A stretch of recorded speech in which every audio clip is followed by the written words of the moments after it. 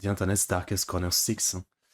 Alright, they're always dark, but always really, you know, find them interesting, so let's see what we get with this one. Fifth alarm, working structure fire, 7741 Liberty Road Drive. It's 9 a.m. on May 18th, 2024. Residents of Charlotte, North Carolina wake up to the smell and sight of black smoke billowing up into the sky. The source, a massive 7-story apartment complex, home to 239 luxury units, or at least what should have been luxury units.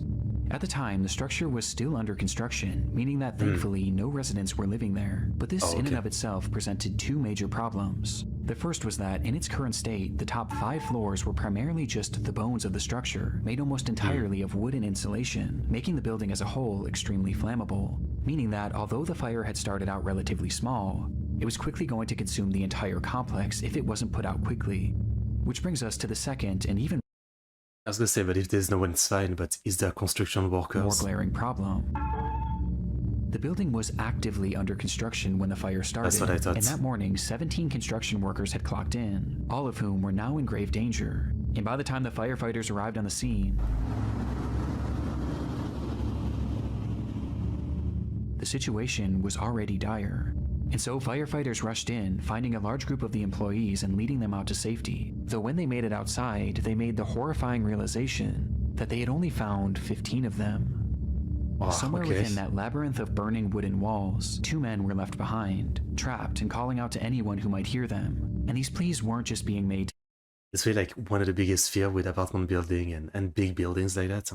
Like in a normal house, you know, you've got a lot of windows and you've got maybe 2 or 3 floors, so you can still more or less, you know, find generally an easier way out, right? But now that I've been living in an apartment building for a couple of years, and I'm on the 4th floor, you know, I've thought about that a few times.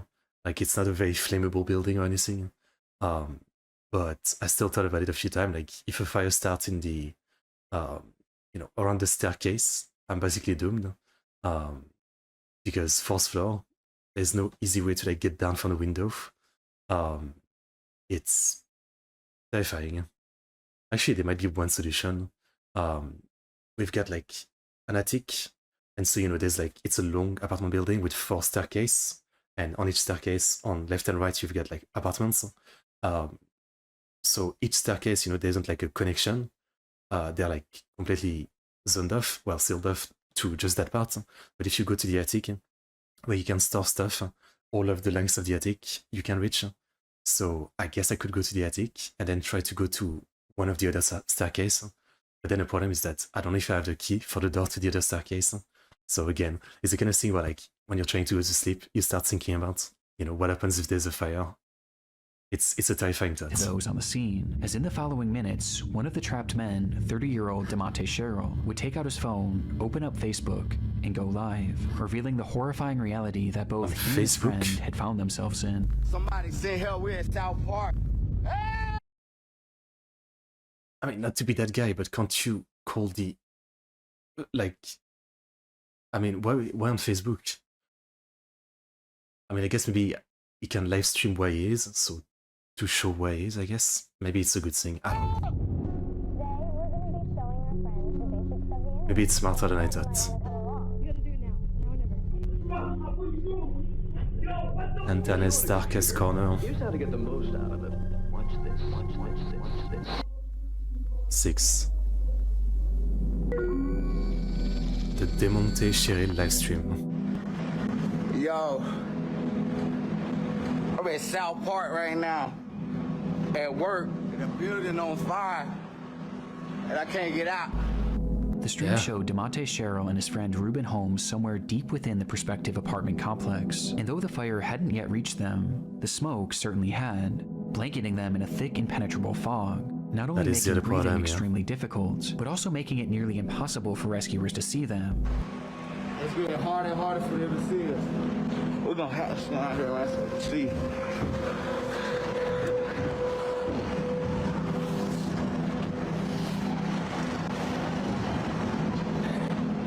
What do you do at this point? I'm trapped inside, me and my man.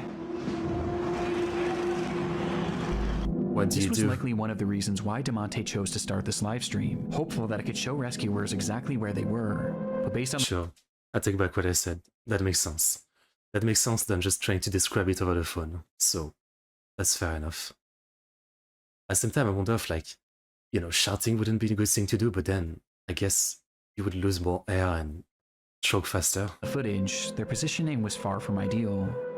They were on the second highest floor, floor 6, which had only one access point, a single stairway that was on the complete opposite side of the building. And based on their testimony in the footage, something had clearly blocked their path to that one remaining exit, meaning that the only other way out would be to jump. Though at 6 stories in the air and falling into what would likely be the heart of the fire, this would have meant certain death. There was quite literally nowhere for them to go. Rescue was their only hope.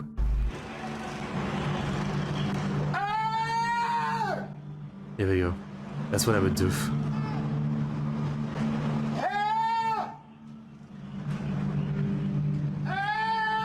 Man, this is terrifying.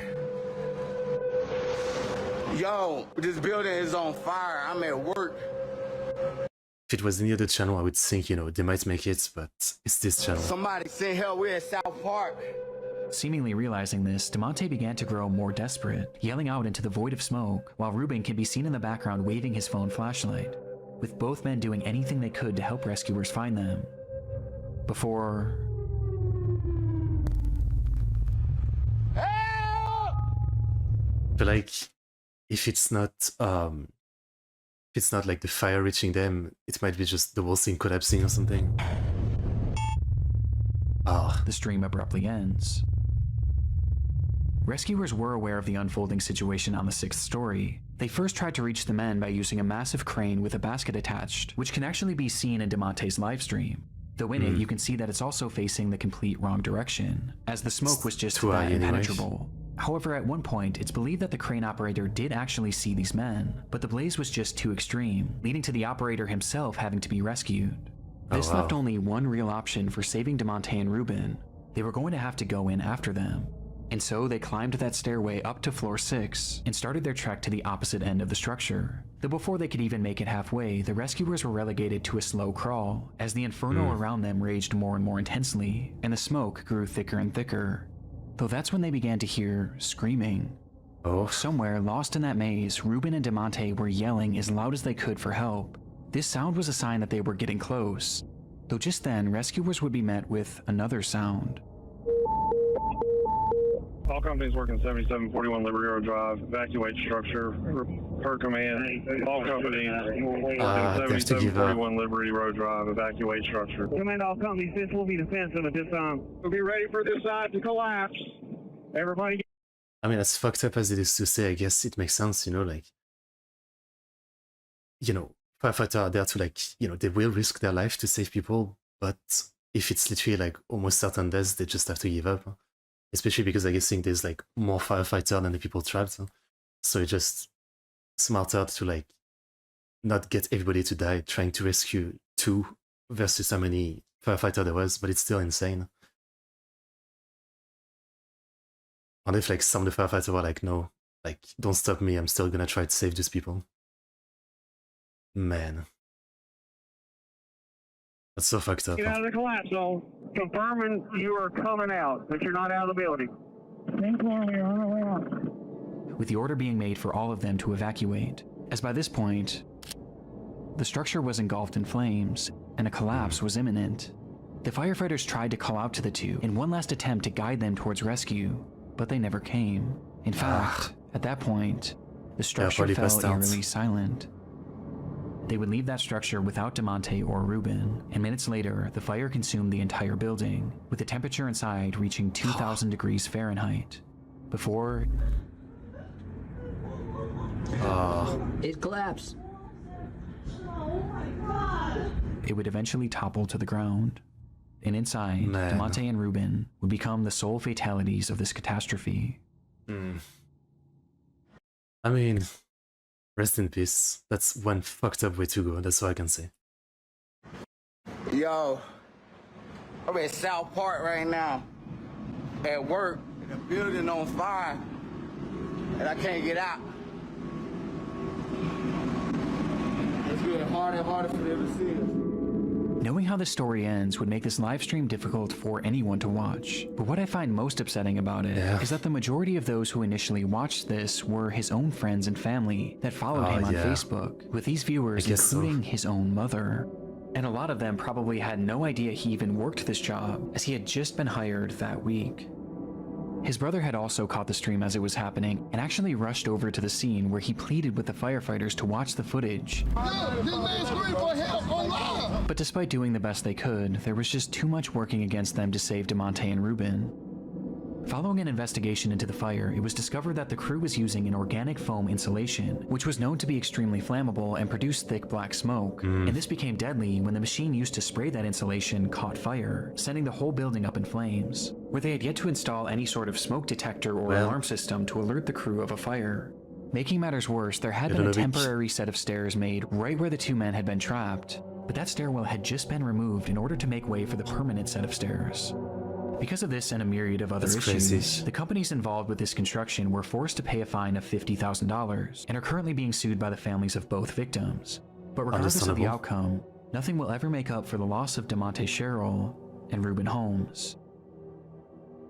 Man, like, what would you do? I don't know. Like, obviously, I haven't seen the site or anything, but I feel like usually they say it's smarter to wait for rescue, but I feel like I would try to get down in some way.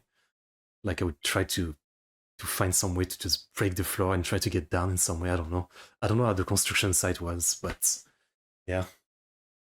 Like I do have this fear of burning alive or like choking on smoke, so yeah, I don't know. I mean, yeah, RIP, it's really fucked up, huh? I shared some videos a few days ago. Fair enough. As I said earlier in the stream today, I don't know if I'm gonna watch much of you guys' video. We'll watch this video and then some daily dose, and then maybe I'll check out some requests if there is time. Maybe. Rest in peace, the Johnny Cashman incident. Things were getting concerning. Johnny Cashman spoke to his family nearly every single day. But now, on the 6th day without receiving any communication from him, they knew that something was wrong. Johnny lived in Lynchburg, Virginia, hundreds of miles away from his home in Maine, and so, being unable to check on him themselves, they called police in the area and requested a welfare check. Police entered Johnny's apartment on the 19th of April, 2022, and hours later, they would call his parents with the news that they had found their son dead on the floor. According to the officers, Johnny had experienced some sort of medical event that led to GI bleeding that ultimately claimed his life. But this made no sense to Johnny's family. He was only 38 years old and had just been given a clean bill of health after a full medical exam only 4 months prior. It was so out of the blue, in fact, that they even asked if there were any signs of a struggle or if there was any evidence that he may have taken his own life. But they were assured that there was no trauma, no drugs, and nothing suspicious found on the scene, and that, as shocking as it was, his cause of death was entirely natural, and had likely just been spurred on by drinking and tobacco use, with the only solace being that Johnny didn't suffer, as they stated that he had died instantly. Because of this, no autopsy was performed, as the case seemed as straightforward as it gets. And despite his family questioning if they should get their own autopsy, they were told by officers that it wouldn't be necessary. And so, Johnny's body was cremated and sent back to Maine, in what seemed to be the end of Is this a case of don't trust the cop? Johnny Cashman's story.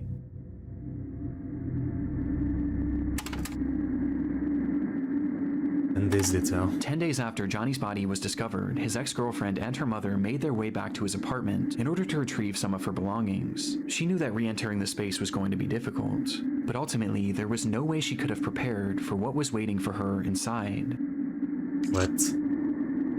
Oh. There was blood everywhere. It was pooled in the bathrooms, wiped on doors, spread all over the living space, and was even found on a chair and a banister. But the most horrifying part of it all, I don't get it. I mean, like, did the cops just don't want to do their job? Like, but even then, like, saying that, you know, there's no sign of a struggle, but there's blood everywhere, like, did they think that no one would notice? It's insane. all was the walls. They were covered in splattered blood, which revealed long streaking handprints. It was something straight out of a horror movie, and although Johnny's cause of death was deemed natural, what they found in that apartment seemed anything but. Traumatized by what they were witnessing, the pair snapped multiple photos of the bloodshed and ran out of the unit, directly into Johnny's neighbor. This neighbor revealed that they believed something far worse than a medical emergency had happened to Johnny, as they had a security camera mounted to their door which faced Johnny's unit, and on the day of his passing, it captured something incredibly disturbing. People came to kill him. Date of death.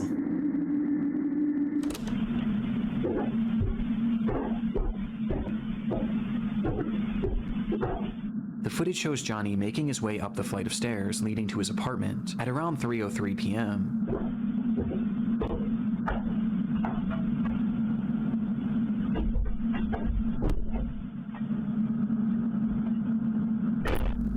Nothing seems out of the ordinary at all, though it is noteworthy that he was holding an empty glass, perhaps insinuating that he had been drinking. But this doesn't seem to impair his movements much at all, as he punches in the code and enters his home, just as he did every other day. But moments later, something happens inside that unit, and while it goes unseen, it doesn't go unheard. 1 minute after entry.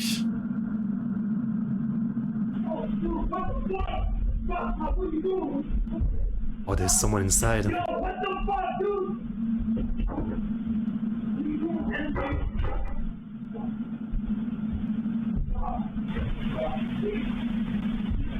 Wait, so someone got inside and he didn't come to the stairs? Was there like another way in? Otherwise, it would have been recorded.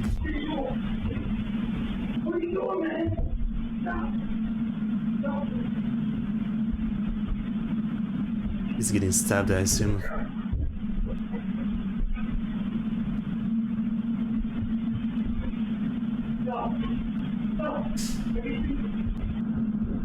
It's fucked up to hear someone basically being killed. The audio seems to depict a man yelling, asking repeatedly, "What are you doing?" and begging for something to stop. On top of this, you can also hear loud thuds and banging. Yes. We can hear that. Almost as if things were falling over inside, or there was some sort of physical altercation, before the unit then goes quiet just a few seconds later.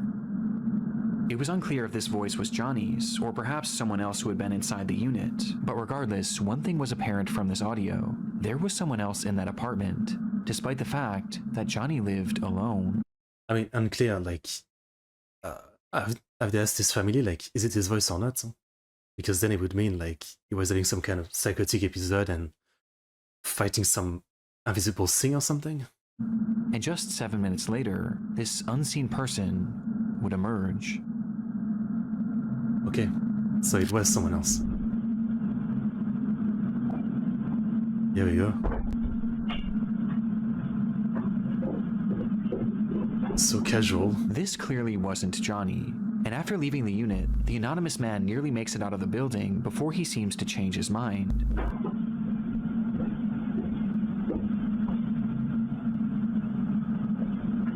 He himself doesn't look bloodied. Walking back up the stairs before fiddling with the door handle, touching it only with his sleeve, like he was wiping off his fingerprints. And yet, he walks face first into a camera.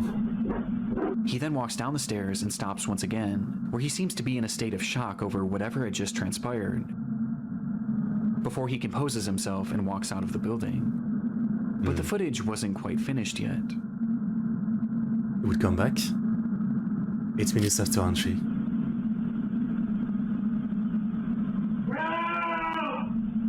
Oh, he was still alive.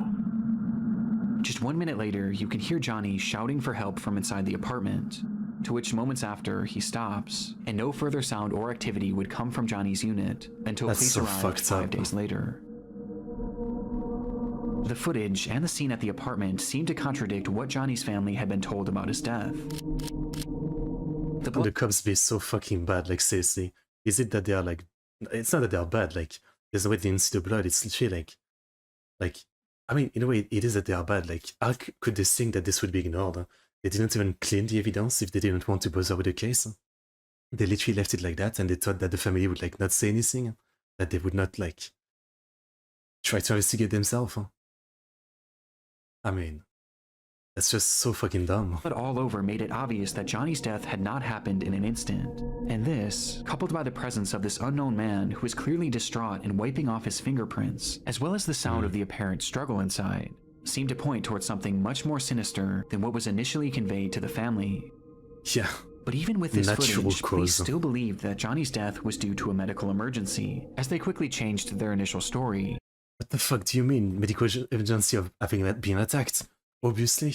What the fuck do you mean? Saying that the blood spread was due to uncontrollable vomiting, and that Johnny had in fact likely suffered, at least for a short while. But this medical emergency wasn't elaborated on, as they didn't truly know what caused it, as no autopsy was ever performed.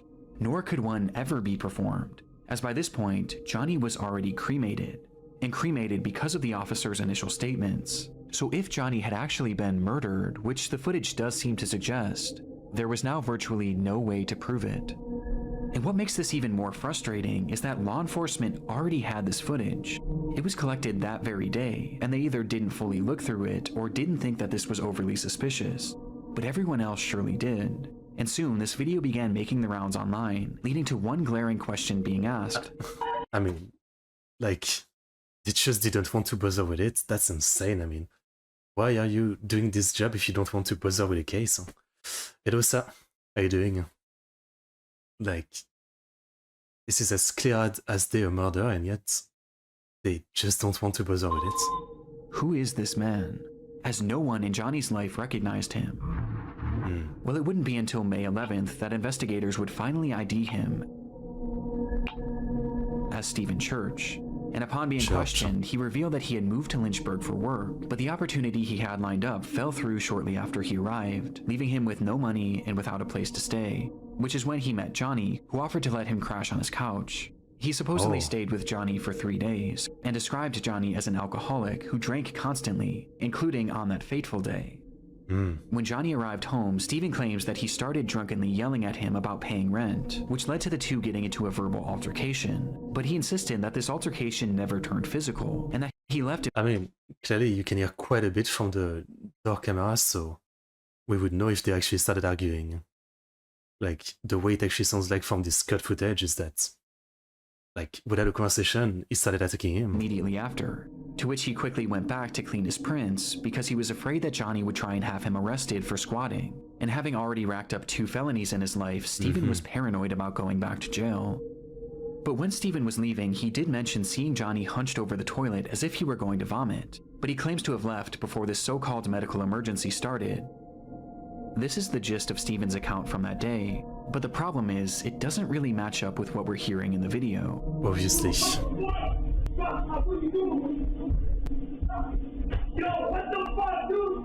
From the footage, we can hear everything going on in that unit, but at no point do we hear any sort of an argument, nor do we hear anything about rent, with the phrases lending themselves more to a physical struggle rather than a verbal one. In fact, the whole time it appears that we're only hearing one voice. Yeah, because I'm assuming the other guy was attacking him silently. I mean, that seems pretty obvious. But there is an exception.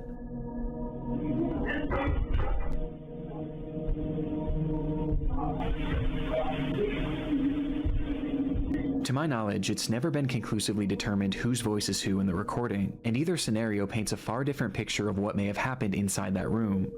But regardless, this audio makes it clear that, I mean, I'm sure the family has seen it. I'm sure they can tell the voice of their family member. Stephen's story was fabricated at least to some degree, as he also fails to account for the loud banging in the background. And because of this, his version of events is generally rejected, with most people seeming to believe one of 2 main theories. The first is that, upon arriving home, Johnny and Stephen had gotten into a physical altercation, resulting in Johnny taking some sort of blow to his abdomen, which in turn triggered or exacerbated this medical emergency.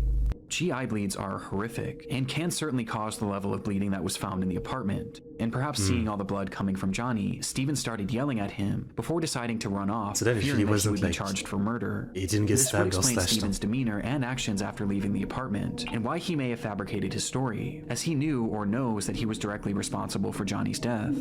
And this blow to the abdomen could have easily been missed by investigators, as the injuries would have been primarily internal. The second theory is that upon arriving home, Johnny... I guess that might make a bit more sense. Yeah, I thought again, like, with the blood photo, like in the amount of blood, it has to be that he got slashed all over the place. but maybe not. But even then, like, it seems insane the way the blood is all over the place. Like, if you're puking, you're not like, you're puking toward the ground. You're not like it's not a geyser that's going everywhere, right? He naturally experienced a medical emergency leading to this catastrophic GI bleed. Upon seeing this and perhaps being in a state of shock, Stephen yelled at him, demanding to know what was happening and telling him to stop, as perhaps he was moving around the apartment and tracking blood everywhere, which would explain the other voice saying, "I can't stop." I could see how this experience would make no sense to Stephen, and perhaps just having no idea what was happening, he left and tried to make it look like he was never there, as he was afraid of being blamed for whatever was happening to Johnny. And so he essentially left Johnny there to die, Maybe. whether knowingly or unknowingly.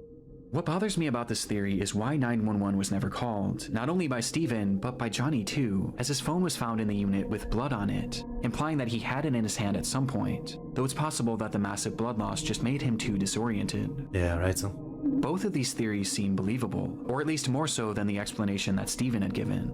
However, in October of 2022, Johnny's case would officially be closed for good, with Stephen being cleared of any wrongdoing, as Johnny's death was labeled the same way that it always has been, a medical emergency that couldn't be further elaborated on, with the most relevant evidence being that Stephen's shoe prints were not found in the blood, but Johnny's were, implying that he had not been part of the struggle. But in my mind, this can be explained by both theories mentioned previously.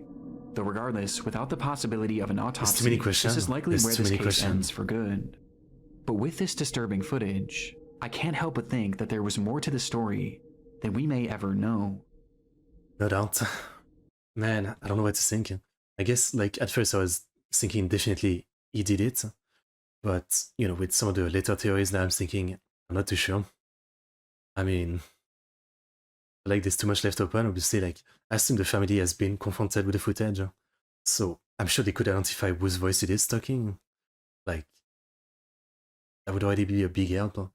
And yeah, even though, like, even if he... Okay, so then I'm assuming, again, I was probably wrong, he wasn't slashed or stabbed, so maybe there was, like, no visible injury on his body, as he said. But even then, like, how do you just start, like, you know, splatting blood all over the place, even if you're puking blood? I don't know. And the fact that, again, like, what is being said in the footage, what are you doing, stop, stop. I mean, now that you think about it, yeah, it could actually be this other guy. So the guy mainly talking in the video could be the other guy being, like, shocked that his, like, roommate is suddenly, like, bleeding all over the place. I guess I could see that. Does alcohol poisoning or something, or, like, you know, they said he was, like, an heavy alcoholic, right? Like, can it lead to that happening or something? Like, can it rupture something inside of you and everything starts bleeding out? Yeah, now I'm not too sure again if it was, like, just a murder. It might just be, as you said, like, the guy was there, he saw his friend bleeding and dying all over the place, he got scared and decided to leave. It's possible. Now I'm not too sure, yeah. Pretty interesting case. TikToker finds a body. It was around 7:30 a.m. on a warm July morning back in 2019. 17-year-olds Bethany Martin and a 16-year-old friend decide to walk to a gas station near their home in San Antonio, Texas. And as the two of them made their way down the road, their path brought them parallel to a drainage ditch, which was often filled with various trash and other discarded material. But on this day, something far more interesting caught their eye. It looked like a man crouching down and leaned up against one of the concrete walls, but the closer they got, the more they realized how unusual his posture was. Really He looked completely image. unnatural, and he wasn't moving. And by the time they came face to face with him, the reality of the situation would hit them. They had just found a dead body. This discovery was enough to traumatize anyone, especially two teenagers, and upon calling the police and being sent on their way, Bethany and her friend would make the long walk back home contemplating what to do next, before they eventually landed on the idea of sharing their experience with the world. And so, as soon as they got in the door, they began to set up lights and their camera in order to film a TikTok. Gotta make a TikTok, of course. I was remembering we found a dead body this morning.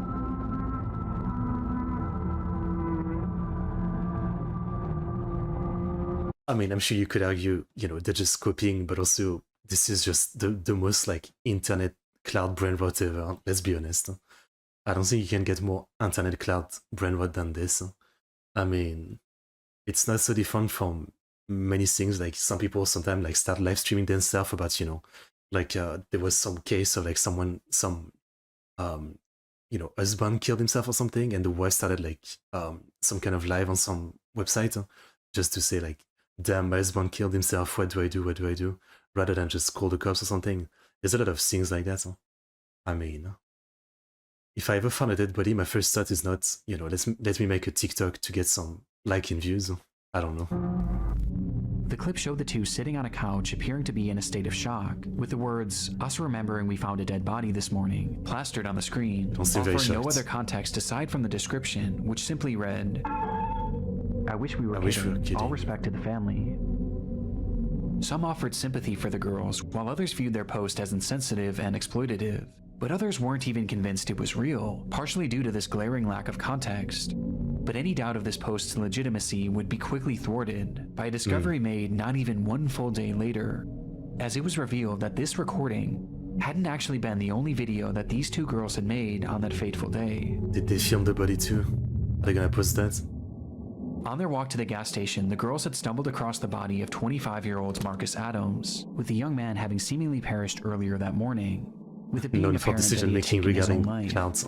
But upon finding Marcus, the girls weren't actually overwhelmed with sadness or even shock, as instead their focus immediately went to something far different, as something on the man's body had caught their attention. His necklace. The girls really liked it. In fact, the unnamed 16-year-old had said that it matched her fashion perfectly.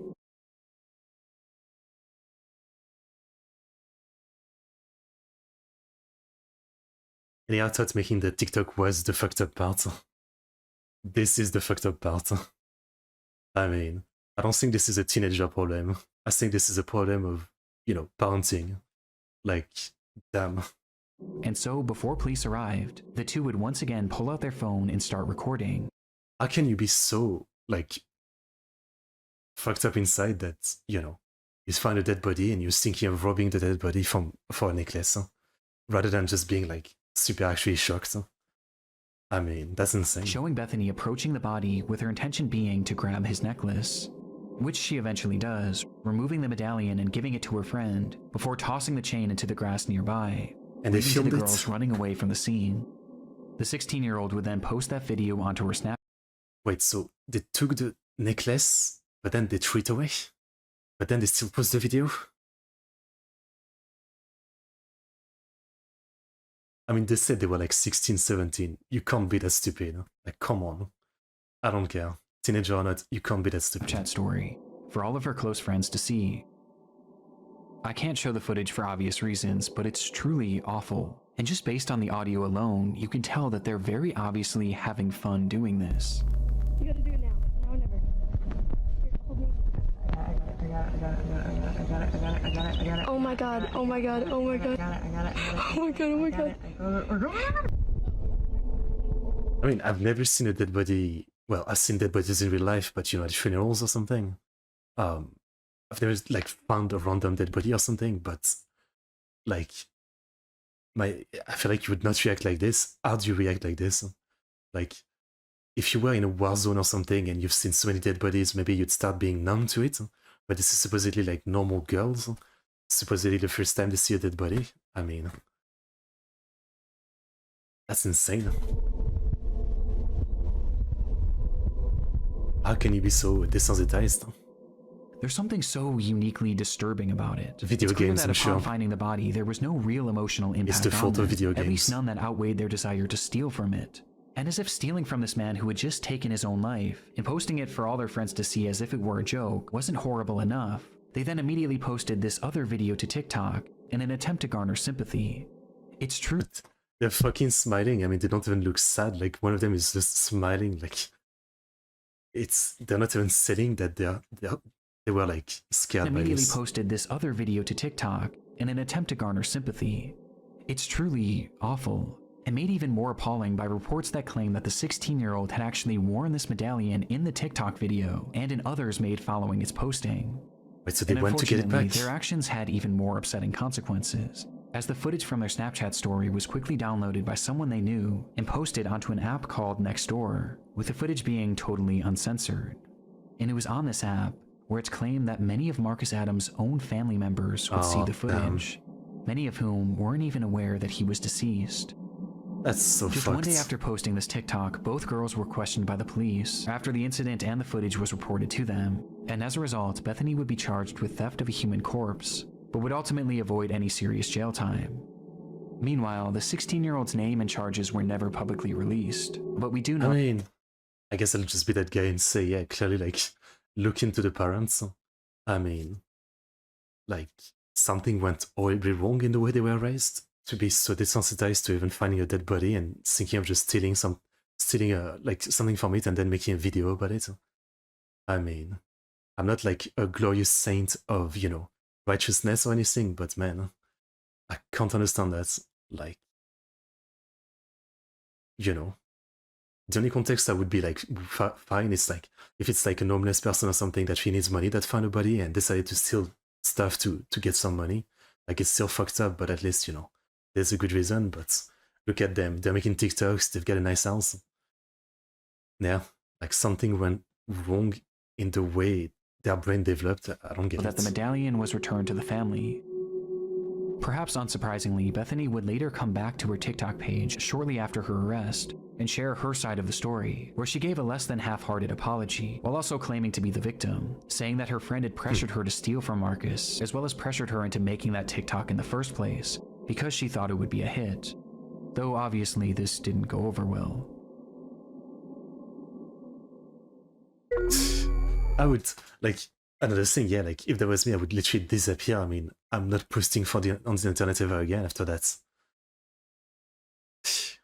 It's insane. I don't know what to say except, like, just insane. You know, like, they didn't kill anyone, sure. I don't think they should have their life ruined for this, but at the same time, people like this, I mean, are they gonna turn out in like 10, 20 years? That's my only question. Are they gonna turn out? Janelle Matthews. On December 20th, 1984, 12-year-old Janelle Matthews disappeared from her home in Greeley, Colorado in the evening hours. Damn.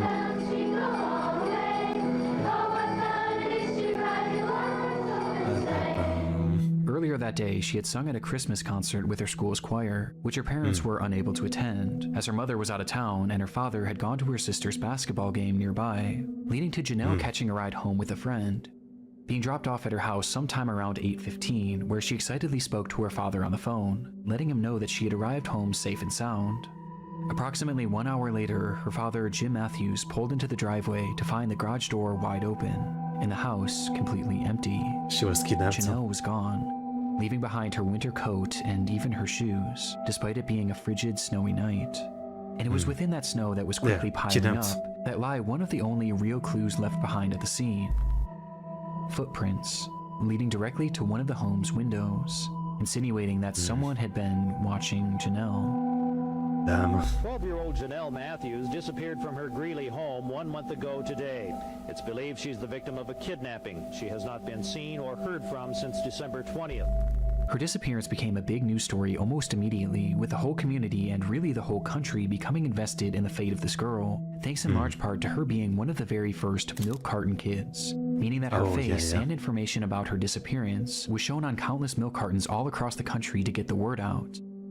Is it still being done today? In the US, the milk carton thing of putting like wanted, not wanted, but missing people's, you know, information on milk carton? I've never quite seen that. Like in France, the only thing like that I can think of is just on TV, not from what you remember. Like the only time you see missing kids usually, like alert is on TV. Yeah, like I've never seen it, you know, in the street on like posters or on any kind of like food or anything. As a result, this case became huge in the mainstream media, as even politicians began to make note of Janelle's story, with then-President Ronald Reagan mentioning the girl in one of his speeches. I learned about Janelle Matthews of Greeley, Colorado, 5 days before Christmas. Janelle disappeared from her home. Though even with this publicity, this didn't necessarily guarantee results. And soon, months would turn to years, and eventually to decades. And all the while... I mean, if she was kidnapped in the middle of the night, yeah, no one might have noticed anything. It's just how it is. While Janelle's whereabouts remained a complete mystery. Eventually, the rise of the internet would start to play a key role in this case, where even in the late 2010s, over 3 decades after she had vanished, her case was still being shared and still being discussed, just as it had been 3 decades prior, with it still being a point of contention for politicians, even as recently as 2019. When a man running for governor of Idaho mentioned her disappearance in a Facebook post, 35 full years later. Regardless of Janelle's whereabouts, her case was still very much alive, as the world, and especially Janelle's parents, were haunted by the question, what happened to Janelle Matthews?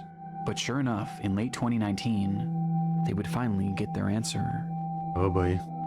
Bones found in Weld County earlier this week appeared to bring an end to a 3-decade-long search for a missing 12-year-old girl. The Greeley Tribune is reporting they are those of Jonelle Matthews.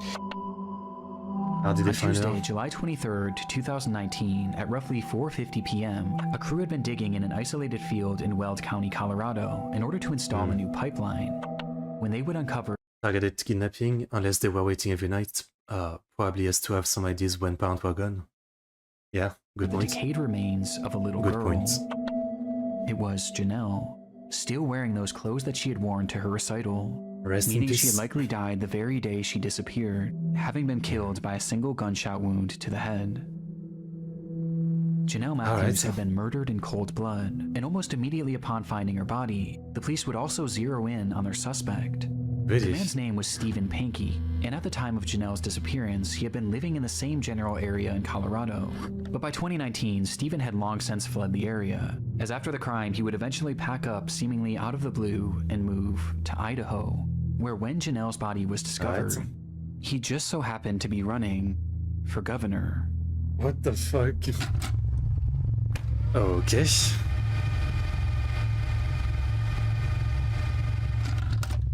Alright then. And during his campaign... Wait, this is this guy. Wait, let me read the post. There is no such thing as closure. My 20-year-old son Carl was murdered on 7/4/2008. Losing a child lost your entire life. I am fortunate to have truthful facts regarding Carl's murder. The United States Attorney for the District of Colorado needs to actively oversee the investigation into the death and disappearance of Miss Jonelle Matthews, a human being. Since 1984, police have only considered sinister, emotionally charged child abduction possibilities, and they are culpable with resulting vigilantism. The public deserves the uncensored truth, even if it hurts the reputation of the law enforcement. Pray for truth, not revenge. What the fuck? Why would he even make this post? I mean, like, it would be in his total interest for like this case to not be brought back to like public attention. That makes zero sense. Or is it literally like that basically all this time he's like been scared that it would catch up to him? So he'd like it to be like some kind of official findings, but that doesn't tie to him or something. So like he can feel safe or something. That's insane. Pankey had put out a bizarre Facebook post about Janelle, calling for the Colorado DA to oversee a fresh investigation, as he stated that the local police had wrongly been focused on the theory that Janelle's disappearance was a child abduction and murder, which was quite convenient, as just a few months after posting this, he would be arrested for the abduction and murder of Janelle Matthews. What a piece of shit. Police believe that Janelle had first caught Stephen's eye when he was working as a janitor at the church she attended, with this leading to him stalking her and eventually abducting her on that fateful night, where he threw Janelle in his car and ultimately ended her life, for no reason other than his sick satisfaction. He then proceeded to bury her in a field 20 miles away, in a spot that he was certain no one would ever find her. Now, the evidence supporting this is mainly circumstantial, but it is incredibly concerning. Just one day after Janelle's abduction, Pankey decided to take his wife to California in order to celebrate the holidays with his parents, with this trip being completely unplanned, as his wife was only told of it literally the day of. And making things stranger, when they returned home, Stephen's car conveniently caught fire and was burned to a crisp, to which he offered no explanation for. But in response, he would take the car to a local scrapyard where it would be even further destroyed, taking any potential evidence along with it. But while this is all strange enough, police say that the main indicator that Stephen was their man was his clear obsession with Janelle's case. Shortly after the slayings... Okay, but what did he say they found, like, they found in her grave that, you know, led them to him? Stephen began listening and watching any news reports he could on Janelle's case, while also having his wife read every single article about the missing girl out loud, to which he would often have her repeat them over and over again. But his obsession didn't stop there, as he would then start frequently calling the police, wanting to talk. Can you imagine being his wife for like 30 years? You never thought about it, but now it all makes sense. Like all the weird stuff that happened back then, and his obsession with this girl, and reading the articles. Like, can you imagine being that woman? 30 years of your life, living a lie with a murderer? That's insane. Talk to them about the case, even going as far as to give them potential leads, as he claimed to be fearful that he was going to be blamed for the crime, despite having seemingly never even met her. And it was during some of these many unusual phone calls that he was said to have given details on her disappearance that were never actually made public. Oh. His obsession was entirely uncanny, bringing up her disappearance at random even decades later, with his Facebook post being a perfect example. Right. And as it turns out, which, again, I guess that's what reading this post, that's what I think, yeah? Like, he was feeling like the guilt and just being scared that he would catch up to him. So, he, you know, he'd rather, like, there's attention again on a case, and maybe it's solved in a way that doesn't involve him or something. Like, he just doesn't like it to kind of hang over him without knowing if it's gonna come bite him in the ass or not. I guess that's what it is. That's crazy. Stephen's most incriminating statements came as a result of something he mentioned in that infamous message. In it, Stephen says that his son Carl had been murdered in 2008, which is in fact true, as the murder was actually fully solved, with it being confirmed that Stephen had nothing to do with it. But when he was mourning the loss of Carl, something unusual happened. His now ex-wife recalled that following Carl's death, Pinky never once cried, until the day before his memorial service, where she watched him from a distance walk up to their son's urn and begin to sob, eventually blurting out, "I hope God didn't allow this to happen because of Janelle Matthews." Despite maintaining his innocence to this day, Pinky was sentenced to life in prison with the possibility of parole in 2040, his conviction coming 12,634 days after Janelle Matthews' disappearance. I'm actually glad there wasn't like the statute of limitation or whatever. I mean, I thought this might be how it ends up, where like it's been so long, so he can get away with it. Pinky's cryptic Facebook post serving as a dark relic of his twisted obsession that would eventually expose him as Janelle's killer. Man. That's fucked up. That's sad. I want to give a massive shout out to my buddy Ryan, aka. It's un plaisir. Great video as always, Nick Crowley. Great video.